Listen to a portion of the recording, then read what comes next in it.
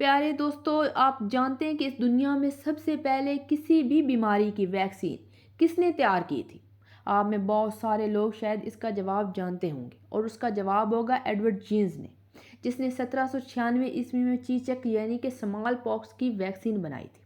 لیکن یہ جواب غلط ہے، کیونکہ آپ کو جان کر شدید حیرانی ہوگی کہ یہ بڑا کارنامہ آج سے تقریباً 1200 سال پہلے ایک عظیم مسلم سائنٹسٹ کر چکے تھے، جن کا نام محمد ابن زکریا الرازی تھا۔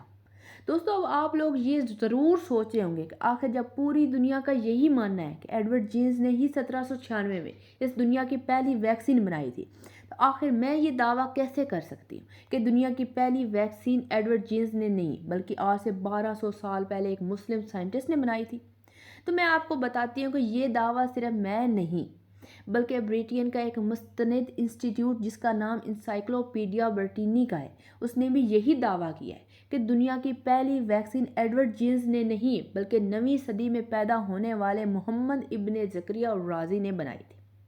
محمد ابن زکریا الرازی 854 میں ایران کے ایک شہر میں پیدا ہوئے۔ الرازی اپنے دور میں سب سے زیادہ تیز دماغ رکھنے والے انسان مانے جاتے تھے۔ یہ اپنے دور میں ایک عالم فلاسفر تو تھے، ساتھ ہی ساتھ انہیں کیمسٹری میں بھی بہت اچھی مہارت حاصل تھی۔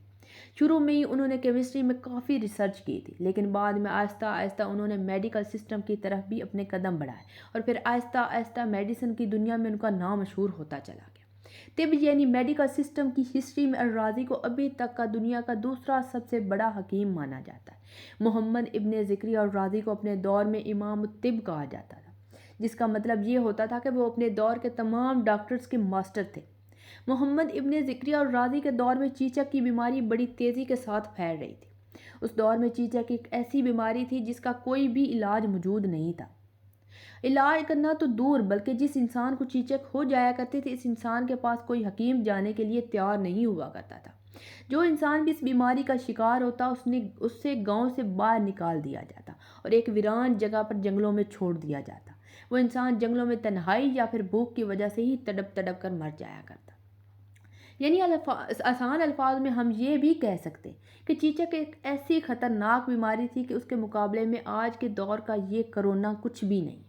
ایسے خطرناک ماحول میں محمد ابن زکریا الرازی نے اپنی جان خطرے میں ڈال کر کئی سالوں تک لگاتار چیچک نام کی اس بیماری پر ریسرچ کی، اور لمبی ریسرچ کرنے کے بعد محمد ابن زکریا الرازی نے نہ صرف چیچک اور خسرہ اور ان دونوں بیماریوں کے درمیان فرق بیان کیا، بلکہ ساتھ ساتھ اس پر ایک بہت بڑی کتاب لکھی، اور کتاب لکھنے کے بعد چیچک کے لیے ٹیکہ یعنی ویکسین تیار کی۔ اس ویکسین سے پوری دنیا کے لوگوں کو آہستہ آہستہ شفا ملنا شروع ہوگی۔ یہ ہسٹری میں کسی بھی بیماری کے لیے بنائی گئی پہلی ویکسین تھی۔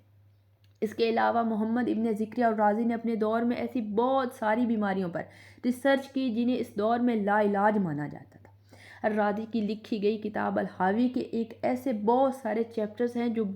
آج بھی بہت ساری یورپین کنٹریز میں بڑی بڑی میڈیکل یونیورسٹی کے سلیبس میں شامل ہیں۔ لیکن جیسا کہ میں نے آپ کو پہلے بھی بتایا تھا کہ محمد ابن زکریا الرازی ایک اچھے حکیم ہونے کے ساتھ ساتھ فلاسفر بھی تھے، اور وہ اپنی کتابوں میں ایسی بہت ساری باتیں لکھا کرتے تھے جو ان کے دور میں بہت سارے لوگوں کو ہضم نہیں ہوا کرتی تھی۔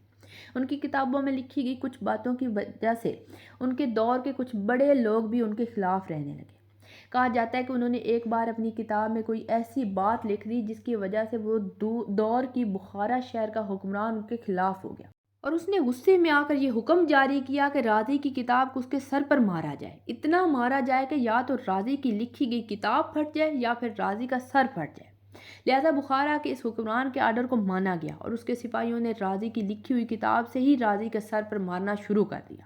اس کتاب سے رازی کے سر پر اتنی بری طرح سے مارا گیا کہ کچھ ہی دیر میں وہ کتاب پھٹ گئی، لیکن ساتھ ہی ساتھ رازی کے سر میں بہت ہی سارے زخم ہو گئے، اور ان زخم کی وجہ سے ہی محمد ابن زکریا الرازی کی آنکھوں کی روشنی چلی گئی۔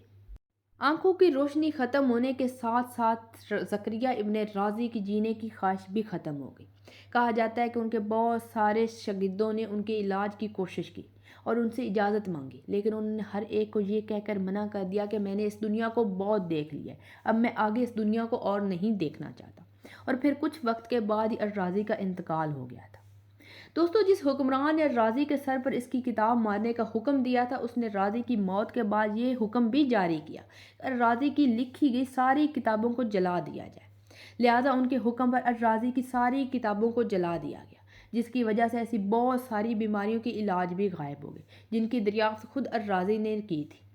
الرازی کی موت کے سینکڑوں سال بعد 1796 میں ایڈورڈ جینز نام کے ایک انسان نے الرازی کی ریسرچ کی ہی مدد لے کر چیچک کا ٹیکہ یعنی اس کی ویکسین بنائی تو پوری دنیا نے اسے شاباش دی اور پوری دنیا نے اسے ہیرو کے طور پر پیش کیا، حالانکہ وہ انسان جو حوصلہ افزائی کا اصلی حقدار تھا صرف ایک حکمران کی بے وقوفیوں کی وجہ سے اندھیروں میں کہیں گم ہو گیا۔